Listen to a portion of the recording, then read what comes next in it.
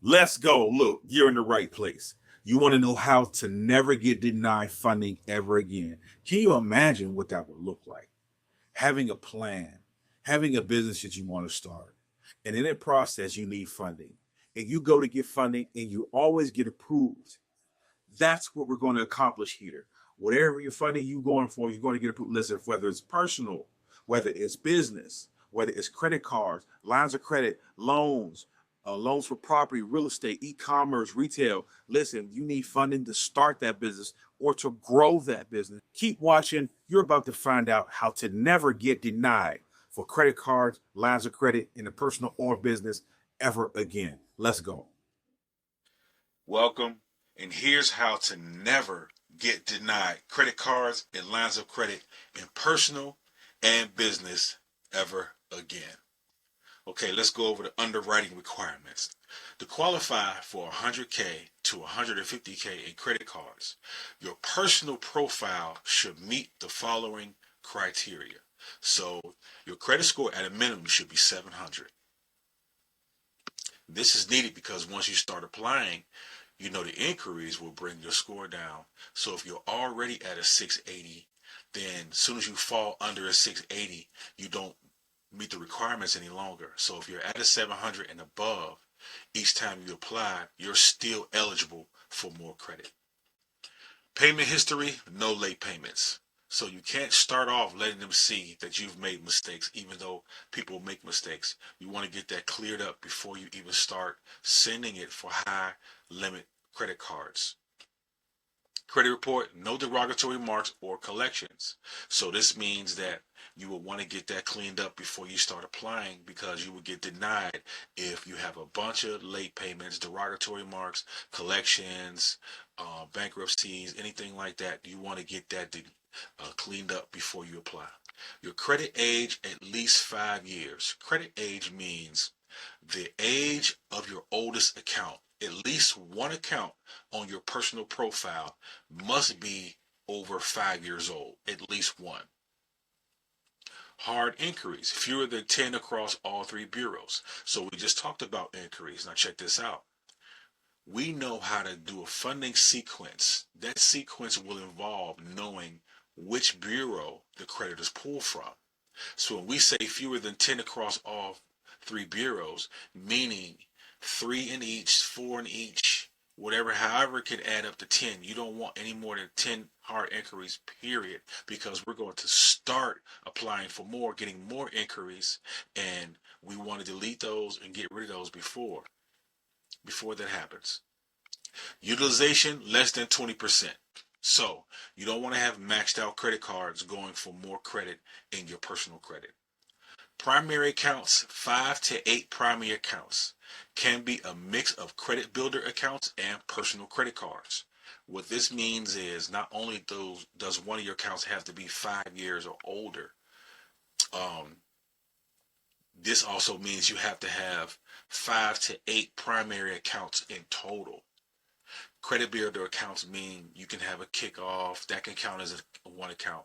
A Meet Ava, that can count as one account. But then you also have a Capital One credit card or a Discover, different things of that nature. Or you might have some furniture line of credit you might get from a furniture store, bedroom set. They extended you credit. That also counts as a primary account. Okay? Now your available credit, at least 20K to 50K in personal available credit combined credit card limits, means that your total amount of credit cards on your profile have to be a minimum of 20,000. You can go as high as you want, 50, 80, all that kind of stuff, but your balance has to be available. It cannot be utilized. It can't be like you're living off the cards. You don't want to give them that impression at all. Once you fix your personal profile to look like this, once you have over 700 with no late payments, with no derogatory marks or collections, one of your accounts is 5 years or older, one of your accounts is $10,000 credit card or line of credit, and you got 20K total, you have 5 to 8 primary accounts total with less than 20% usage, you have just put yourself in a position to get 100K to 150K in credit cards in your personal name. You just positioned yourself to never get denied. Now, here are the underwriting requirements for your business structure. To qualify for 100K to 500K in lines of credit, your business structure should meet the following criteria. So you've already done the personal, your profile set up and ready to go, and you're fundable. Now your business must be fundable, and this is what underwriters want to see to know that you're a real legit business. Your business name, don't specify any particular industry. Don't put realty, trucking. Don't put you make instruments, or don't specify. What you want to do is you want to have a name that can go across the board so that you can get funding without being put inside of a box. Because once you designate your box, they already have a limited amount of funding for that box for you. So you do not want to designate. You don't want to specify any particular industry. They don't need to know but so much information. You want management, enterprises, things like that. Business address, no P.O. box or mail centers. You will get denied. So if you're going to use a virtual address, use a virtual address that's actually a real office. No anytime mailbox. No P.O. box of any sort. They're going to Google your location, and if it comes up to be a Staples or a mail center, you won't even be considered. You will get denied. Business phone and email. No Gmail or cell phones. Your email should look like info@yourbusiness.com, whatever your business is, or sales at, or services at, or support at your business. It should not say Gmail, Yahoo. There is no exception. Well, I've been using, no, there's no exception. Business EIN and Dun & Bradstreet number. No exception. All information must match. That P.O. box, don't get it. Those mail centers, don't get it. You have a real address. Even if it's a virtual address, it must come up to an office. So you're going to get your office, you're going to get your email, you're going to get a real business phone that's not your cell phone, and you're going to have all of this information before you even fill out for your EIN number. That way, all this information is the same across the board. Everything must match. If you have information that's different on one form and different on another, you will get denied. No exceptions. Register with 411 directory. All information must match. You must register with 411. When they Google you, you must be able to be found. If you're a business, you can be found. They're about to give you $50, $100, $250,000. They must be able to pull up your business. Your NAICS code must be low risk.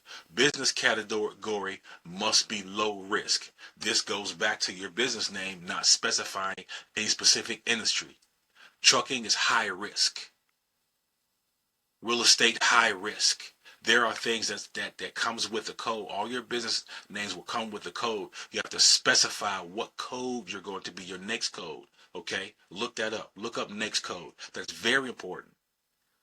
You will get denied for having a high risk NAICS code. Okay?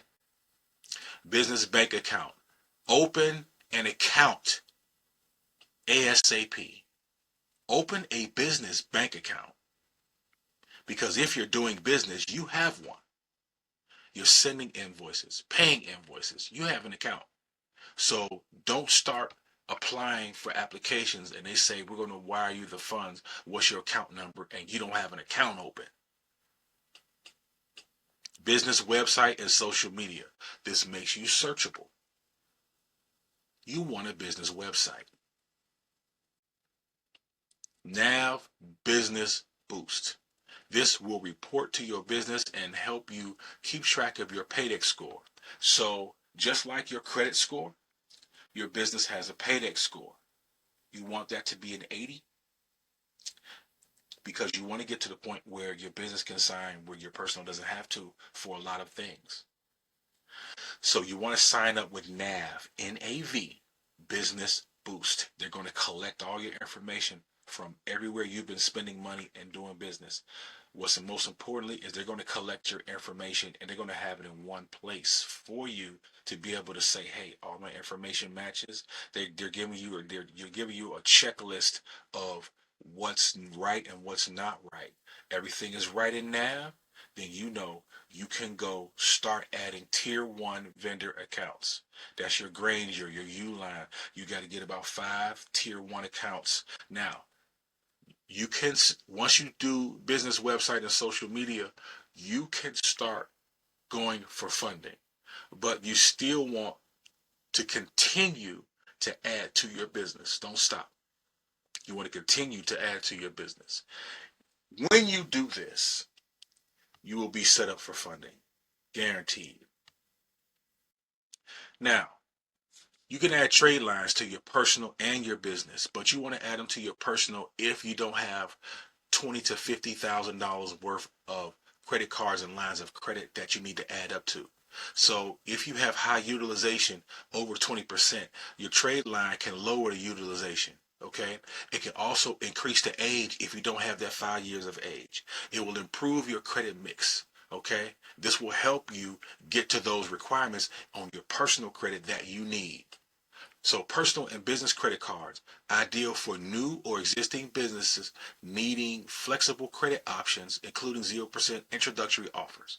Requirements: no revenue for new business, credit score 700, credit age 5 years, utilization under 15%, hard inquiries fewer than 5 across all bureaus, at least 20 to 50K in personal available credit, combined credit card limits. Okay. Requirements: existing business with revenue. Credit score 650. You got a little leeway because your monthly revenue got to be about 30,000 plus. Utilization still below 20%. Welcome. Now that you know how to never get denied funding ever again, let's see where you are. This is what I want you to do next. I want you to click the button below and take the fundability assessment. This will tell you exactly where you are. You're only going to be in 1 to 3 places: phase 1, phase 2, or phase 3. You're going to need everything, full credit suite, full business structure set up, then you'll be ready for funding.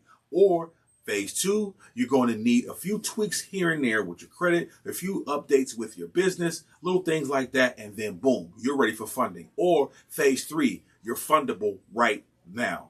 Whichever the case may be, take the fundability assessment right now, find out exactly where you are, and then click that calendar link, make an appointment. Let's get you started with your funding. Let's go.